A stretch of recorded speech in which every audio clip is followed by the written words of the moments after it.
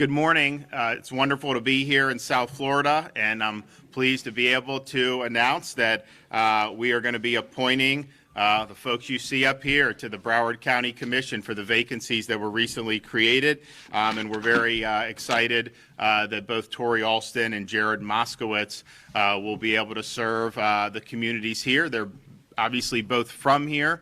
They kind of live and breathe Broward County, and they both have demonstrated records of service to the community, both here locally as well as to the state of Florida.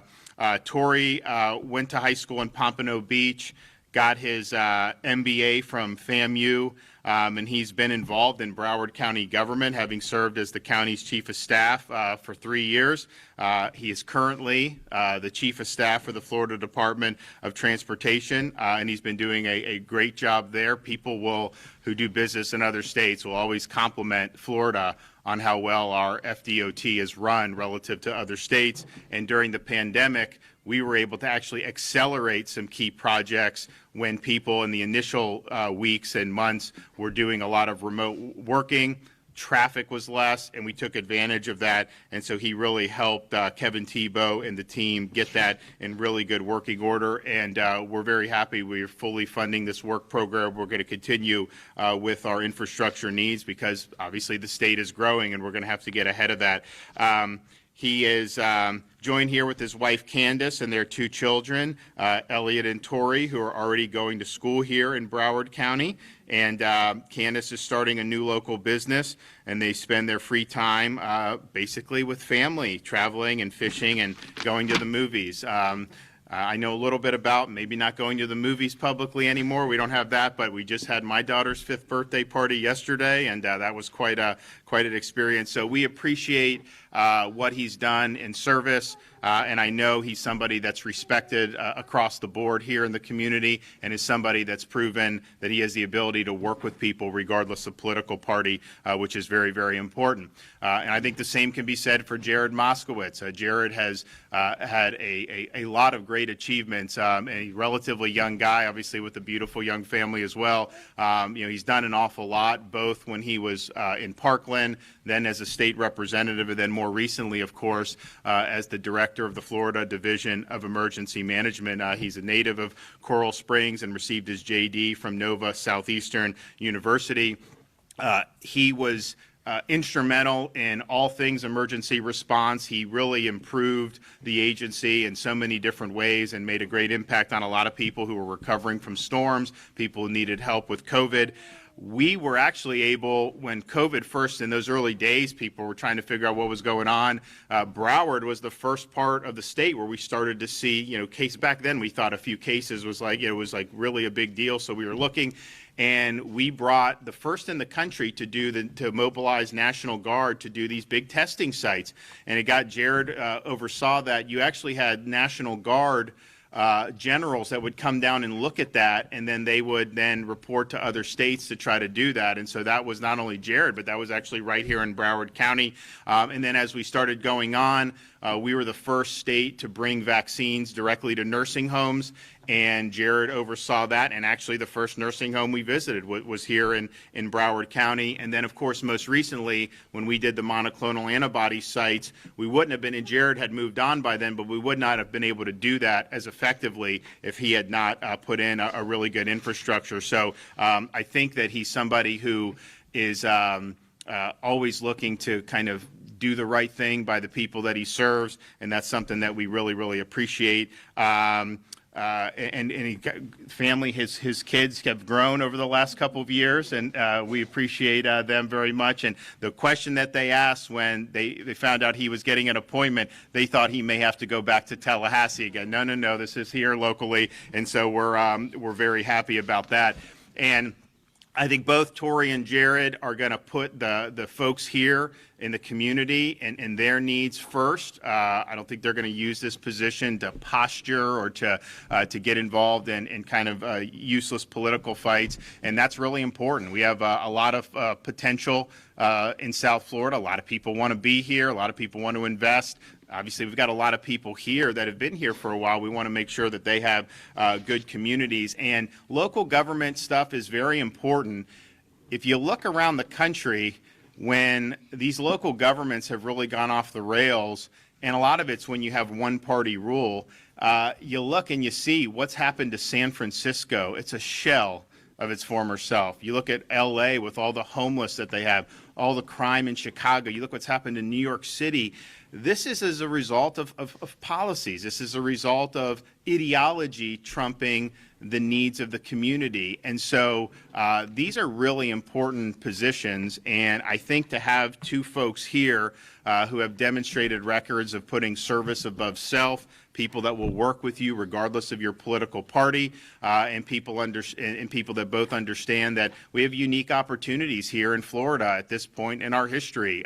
We kind of all eyes are on us. And so I'm excited to see what they're going to be able to do.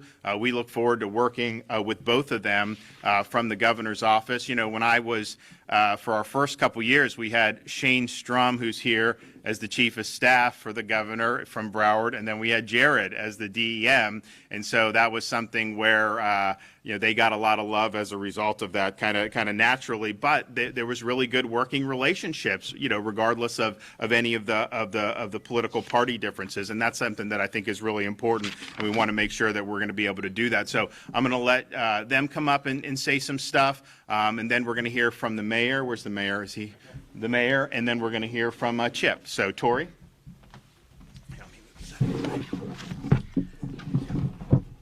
Wow, God is so good. Thank you, Governor, for this appointment to the Broward County Commission, and thank you for your vote of confidence in my leadership. I am ready to roll up my sleeves and serve the people of Broward County and District 9. As the governor said, there is no place like home. My passion for public service started at a young age, watching my parents serve this community. I'm the son of a retired Broward Health Social Services case manager, where my mom spent 35 years serving those in need. Thank you, Mom, for being here. And I'm the son of a deceased father, the first school resource officer at Boyd Anderson High School, just a few blocks away from here, where he served more than 20 years with distinction. As a former student member on the Broward School Board more than 20 years ago, this began my foundation of service to Broward County. Previously, I have served on the FAMU Board of Trustees, the Boys and Girls Club of Broward County Corporate Board, City of Fort Lauderdale Audit Advisory Committee, and the City of Oakland Park Board of Adjustment. As a kid who grew up right here in the district, attended public schools in the district, a proud resident of the district, and a fourth-generation member of the New Mile Baptist Church, I know our community, I know our issues, and I'll be a strong voice on the County Commission. As a husband, father, and proud business owner, to sum it all up, I know District 9, and District 9 knows me. Very soon, I'll be reaching out to key stakeholders, homeowner association presidents, community groups, business organizations, as I began a listening tour in advance of being seated. My initial priorities as a county commissioner will include economic development, infrastructure, job creation, rent and housing assistance, a small veteran business development program, and of course, the environment. Governor, in closing, I'd like to thank my wife and college sweetheart, Candace. She has given me the green light on this call to service. Thank you, honey. And of course, I'd like to thank my two biggest cheerleaders, my daughter, Lady Elizabeth, and my son, Tori Lewis. Daddy loves you both, as you know. Again, Governor, thank you 1,000,000%. And I can assure you and the people of Florida and the people of Broward County that District 9 will be in great hands with a fresh perspective and new energy through 2024. Thank you. Thank you, Governor. Congratulations. Okay, Jared Moskowitz.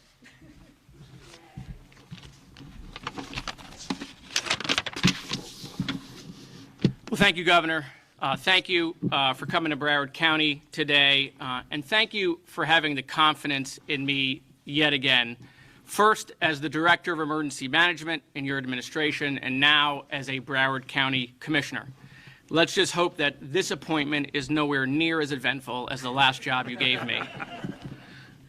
When the governor appointed me to be the director, We went to work on day one, helping the residents of the Panhandle recover from a Category 5 hurricane. And on day one, when I'm sworn in, I will go to work for the residents of District 8 and Broward County. There are many items to tackle: infrastructure, economic development, but I want to work with all of our partners to continue the progress that we have made on school safety following the Marjory Stoneman Douglas shooting. I left being the director because at the time I had spent so much time away from my family. I didn't go home for 4 months in the beginning of the pandemic, and my wife and kids stayed in Broward. And I am humbled by this opportunity the governor has afforded me to both continue my public service but be at home. I'm happy that my family could be here today. One of the things I learned from the pandemic is how important your family is and that your time with them can be limited. The last time there was a Mayor, Michael Eudin, in Broward, it was in Parkland. And on the city commission next to him was this 25-year-old kid who got elected by 23 votes. It's going to be an honor to serve with Mayor Eudin one more time.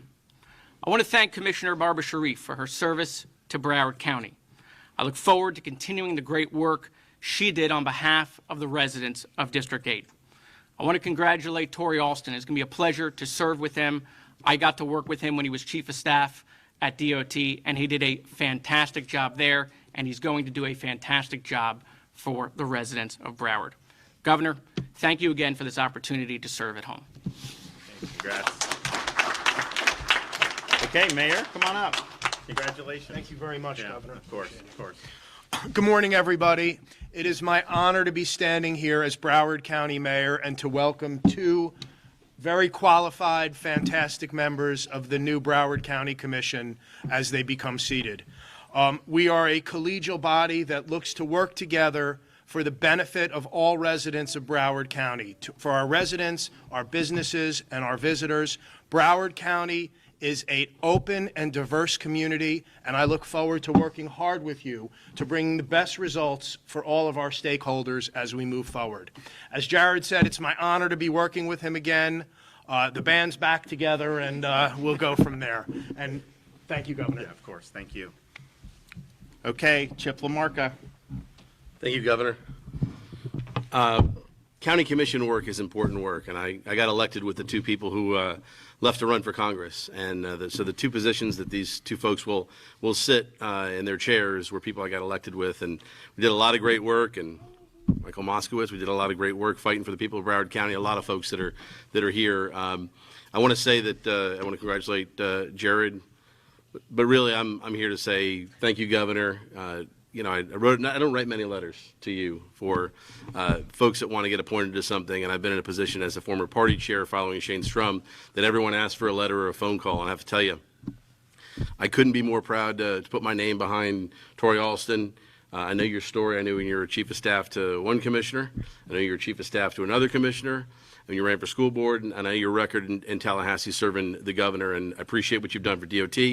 And you've got a beautiful family. I welcome you back to the district. And again, I know you both do great things. And if I can just say that having had the opportunity to serve with Michael Eudin as a commissioner, not mayor, it was my hope that we'd have a good group of folks on the county commission that would think about businesses and people and try to make things happen, try to get to yes instead of standing in the way of folks. And you now have a mayor that has that goal. I know that both these two gentlemen will work with at least two other members on that board, and you'll have your 5 votes. So I wish you the best of luck, Mayor Eudin, and Godspeed to Broward. Thanks, Chip. Well, this is, I know they're both eager to get to work, and obviously they're not going to take office immediately under the law, but we look forward to them doing it, and I want to thank them for being willing to serve. Also, just want to wish them and all Floridians a happy Thanksgiving, and really just to offer my thanks for all that the people of Florida have done to provide thoughts and prayers for my family, particularly over the last month and a half. And on behalf of the First Lady, she really appreciates the strong outpouring of support. It does make a difference it increases your spirits. It gives you kind of more of a will to fight, and I've seen that up close and personal firsthand. So thank you for your thoughts. Thank you for your well wishes. And it wasn't exactly the Thanksgiving we maybe envisioned at the beginning of the year, but I'm confident that we're on the road to next Thanksgiving. We'll be able to celebrate a lot of great things, but one of which will be my wife kicking cancer to the curb. So thank you. You guys want to do gaggle? Anyone have any questions for these newly minted commissioners? Does anyone have a question about the Kent Commission? Anybody? What do you have? Question, you had just passed that, you just proposed your tax holiday, bipartisan support, but some Democrats that we've spoken to are concerned that the money could come from somewhere else, as far as other infrastructure measures. We will fully fund the work program. That we are committed to doing that. That will happen. You'll see in my budget, which we'll have out after the holidays. We'll fully fund it. Fortunately, Florida's been doing very well financially. I think if you go back particularly when COVID hit, people were really concerned about, obviously, things were changing in the economy. But, we work really hard to keep things open, protect people's jobs, protect businesses. And the result is we're going to actually put out a release today about the people coming to Florida is in the summer was more than even pre-COVID was. Domestically, it's off the chart. Obviously, international, there's still restrictions. So the result of that has been we're typically taking in $200, $300, $400 million over the estimate every single month in terms of what's coming in.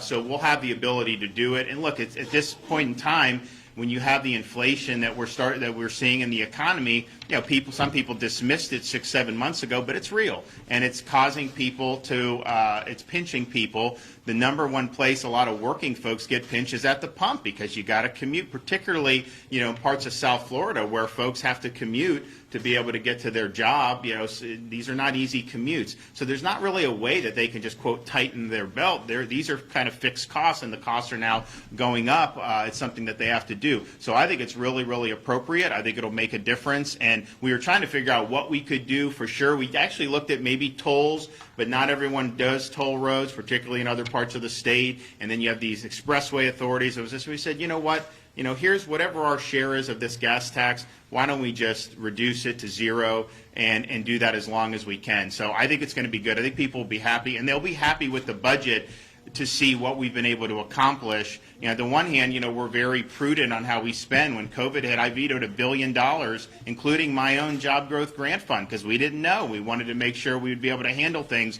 Now we're in a situation where you saw what we did for water resources in Everglades. We're more than anyone thought we'd be able to do, and we're making great progress. We're doing another increase for teacher pay. We're going to do bonuses for cops and firefighters again. We're going to do a $5,000 signing bonus for out-of-state law enforcement who've been treated very poorly in other parts of the country. They can come to Florida and do very well. It's not as much money, but we have money to transition by getting rid of the FSA and doing progress monitoring. So we actually have a good system in place that will monitor progress and provide feedback. And so we've got a lot of great things that'll done, and that'll all be done in a way where we have really, really strong reserves going forward. And so I just think it would have been unacceptable to have kind of basically record reserves and to have people seeing gas go up 50, 60% in a year. It's like $3.34 statewide is the average. It's $1.30 more than it was just a year ago, and so they need relief, and so we're going to deliver it to them. Can you talk about the compact? The compact? The Seminole Compact and the federal judge's ruling So when did that come out? early this morning. Okay, I have not seen it yet. And what was the ruling? That basically it says that Hub and spoke is no good or good? no, that the sports betting has to be done on tribal land. Right. So that basically they said that the hub and so when we did the compact, I can only negotiate with the tribes. I cannot do any gambling outside of that per the amendment that passed in 2018. And so that's all done via referendum or not. And so we had the ability to negotiate with the tribe. I felt very strongly that their Tampa casino is the most profitable casino in the country. They were paying nothing to the state. So we got a deal that is going to be very good for the state. They wanted to do the sports, and so we said fine. And the reason why I said that is because it would probably pass on a referendum anyways, and then if a company gets it, the tribe gets it anyways. So we felt that that made sense. Now, we also knew when you do hub and spoke, it was an unsettled legal issue. We structured the compact so that the compact is preserved for the casinos and the other stuff. So we're going to still be getting revenue. Obviously, we'll get less revenue from sports betting if they're not able to do hub and spoke. But I would imagine that's going to be appealed. If you followed that hearing, it seems like the government wasn't even, so the government was really the party. It wasn't the tribe or the state of Florida. The government wasn't prepared. It seems like they did a poor job in the argument, and I know the tribe wants to be able to go. So we'll support whatever we can to validate the compact. I think that it is, I think the hub and spoke is fine, but we anticipated that this could happen. Governor, the shipping crisis in California, a couple of weeks ago there was talk of ramping up operations here in Port Everglades to pick up the slack. The county commission has oversight over the port. Where does that stand right now, and going forward with the new commissioners, what do they see as their role in helping alleviate that? You guys want to talk?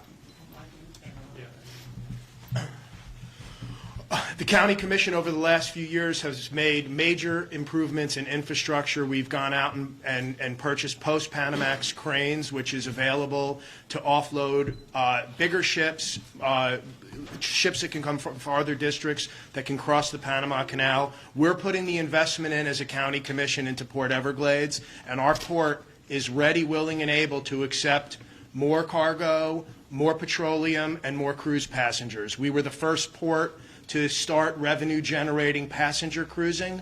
So we're here, and the Broward County Commission is very supportive of moving Port Everglades forward in a positive manner and to pick up some of the slack from the rest of the nation to help with the any kind of shipping crisis.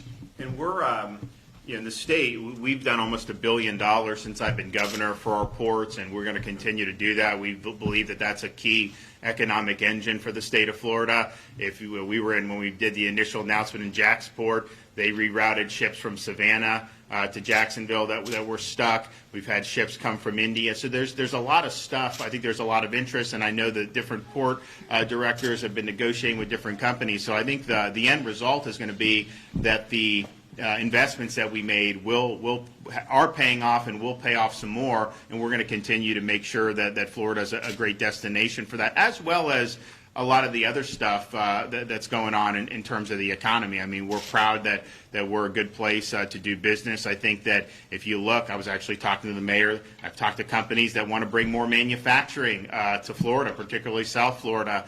And if you think about it, we have a great business environment for that. A lot of the places where the manufacturing grew up many decades ago have been more difficult to do business in. We also have probably the strongest commitment in the country since I've been governor to vocational education and skills-based training. You're training people to be able to get skills that are immediately marketable in the economy right now. You know, everything from welding to aircraft maintenance to the commercial vehicle drivers. There's a huge shortage in that. And so we're really putting our money where our mouth is. And I think the result will be we have the best business climate for that. But then you're going to have workforce that's going to be there as these companies expand and move forward. So we're happy with that. But it's a great day. We're happy with these folks. I think that they're going to work really hard for the folks here locally. And so I wish everybody a happy Thanksgiving, and we'll see you on the other side of it.